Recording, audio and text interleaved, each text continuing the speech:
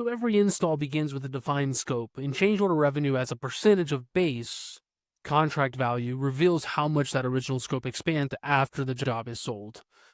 When this number climbs, it signals instability in your estimating, sales alignment, or project planning long before erosion, your erosion of your margin becomes visible. So this is a pretty straightforward KPI, and I'm going to show you how to calculate it. Here we have a data set, something I'm sure you've seen something like this before. Project ID, when did it start, when did it end, what type of system, who's in charge of it, what crew is it, and then a base contract, and then was there a change order? And then if there was, what's the total contract value? So what we're going to do is we're going to take this number and divide it by this number. And the reason for that is because we want to see how much of the projects that had a change order based off of the original base. So out of all the projects sold, what percent of the change order was divided by the sum of the base contract? So here what we need is we need a unique list of the project manager and a unique list of the system type. And then I'm going to show you how to create this little heat map. So first, we do the project manager, and then we do unique, and then we want here in the table. So what you'll notice is this is a table, and you can see it in the formula here. So we want unique table project name, or sorry, PM name. And we have that here, and then we just want to sort this alphabetically A to Z. If you only have 3, PMs, it's not that big of a deal. But if you have a long list, it's like, okay, you're looking for Brandon, he should be at the top. So should Carlos. Luis maybe in the middle. With 3, it's not that hard. Okay, so same thing. Unique table. Like now we can type the table in the formula, and we don't even have to go back to the other data set. And then this time and then now you have a unique list of the system type. And again, we want to sort this again, just like we did the names. And then the next thing we want to do is we want to put it across the rows. We don't want it in the column. And so here we have the transpose function. I never do that second bracket. And then I'm going to copy and then paste his values by pressing Control-Shift-V. Okay, so the formula is actually pretty straightforward if you've ever used a SUMIFS. If you haven't, then follow along and I'll show you. So we need to sum this if the PM name matches that per.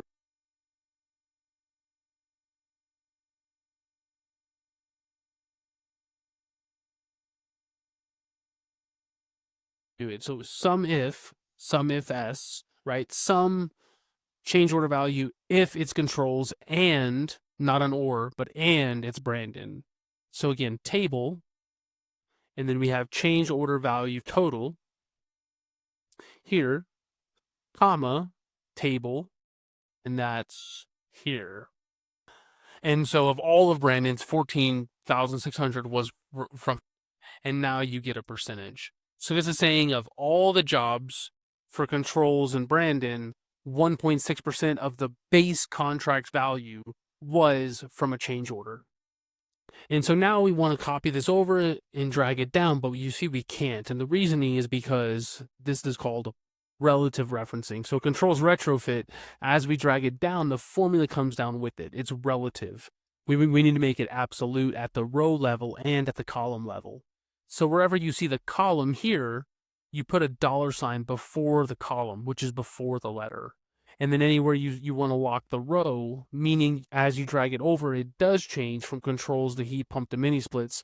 But as you go down, it does not change. So you put a $sign before the row, which is the number, and after the letter. So here, put it before, and here, put it after. And so we have 1.6, but now you need to copy and paste. You still can't drag it because the tables will still change, but you can copy and then you can paste. And now you have the percentage of everything. Because the next thing we want is we want an overall for controls. So we can take this formula, you can just copy and paste. You're going to get an error because it's looking for the word overall in the project manager but column, but there's nothing there, right? But we don't care because we're going to take that out because for this specific overall, we want it for just controls, just the system type. And so here we can strip out, just delete those sections. So there, and then There. Make sure the commas, it gets a little weird, but make sure like you have the comma there correctly, or the bracket for the table. Don't delete too much or too little. But now you can see 3, again, copy and paste over. And then for this one, same thing, but now what we're gonna do is we're gonna take out the system type. And so wherever you see red, but you might not have red, it might be a different color for you. In this example, it's red. So just take out all of that. And then again, copy and paste. And then here, what I want to do is just show you an overall amount. So equals, this is super straightforward, equals the sum of the table of the change order value divided by the sum of the table of the, what was it? The base contract. And you can see here, so most people are here at this level, 1.6, but that doesn't really tell you much.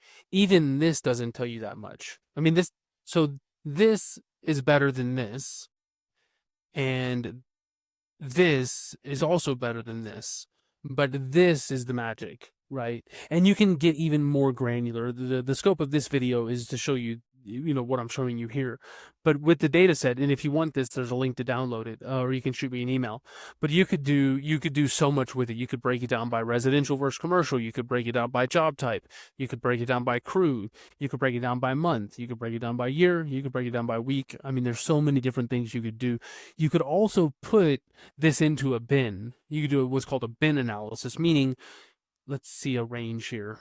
So 6,500 seems to be the lowest. So you could do 5,000 to 7,500. So that bin, and then do the same analysis. You could do 7,500 to 10,000, and then that bin, do the same analysis. And then you can get very granular to see where things are breaking down.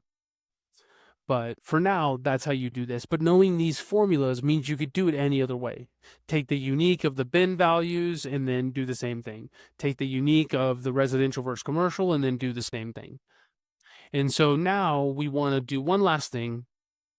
We want to have a target changing cell. So I'm just going to type in the word target here. And then in the cell next to it, I'll put 1.5%. I'll center this. And so from here, just highlight everything and then highlight again, hold down Control and highlight again, and then do conditional formatting, highlight cells, highlight cell rules greater than, and then click the 1.5%. And now you have a dynamic changing cell.